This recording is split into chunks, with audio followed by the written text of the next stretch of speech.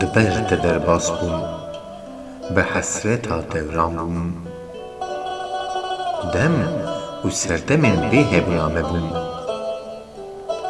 Bûm bûm bê te li ser kezebê gule reş bûm.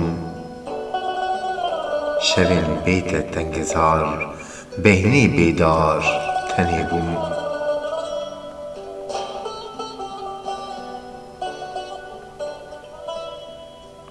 Tenên xwe li dem bi tirên sarjimar bûm. Bê kesek, ang û mîna te wekî her kes bêcivak bûm.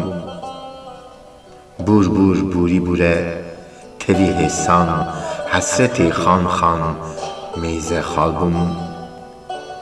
Hissa bê agahiya zelal, hîn demên wê da wekî veneger, benda rehê te bûm. Hebe jî wene canê te dikeve, an tu bi xwe bi û bê hêvî li dû te bûm.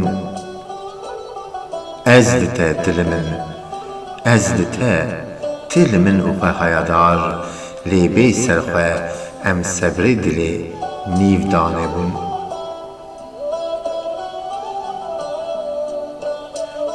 Dîwana destên me hevdûn nasand, bên fire lê bê û bi me mabûn. Hîn sar, hîn rûnegerm, hîn made tirş qermiçî, ji dûrbûyîn û çûna hatina matmayî. Danişîna her roj bê êvarê, demên bi te westan, bê te tengan, bê xewman. Havînan ji ber nêrînên çavên ensar, dema anîn bîran. Hejiya canêm ji bibûyîna xweşxal, ên demên berê, bê pare li cem hev herî kêm man. Zivistanan xwîdan bi min girt tevî germe, ez sorê tevî te bê hîş em gêjman. Dem bûn bê te têrbûn, devrane hevdûn bê her demî têre bûn.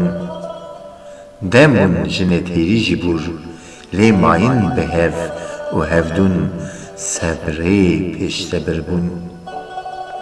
Bûn her hebûn bû jî ger salam, bi û bê hev dûr an nêz em hebûn.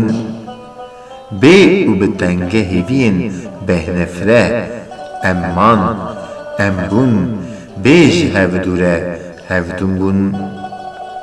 Bibûna hevdûn, me bi me hevdûn pêş de jî her derbir bûn, her dilê girêdayî bûn.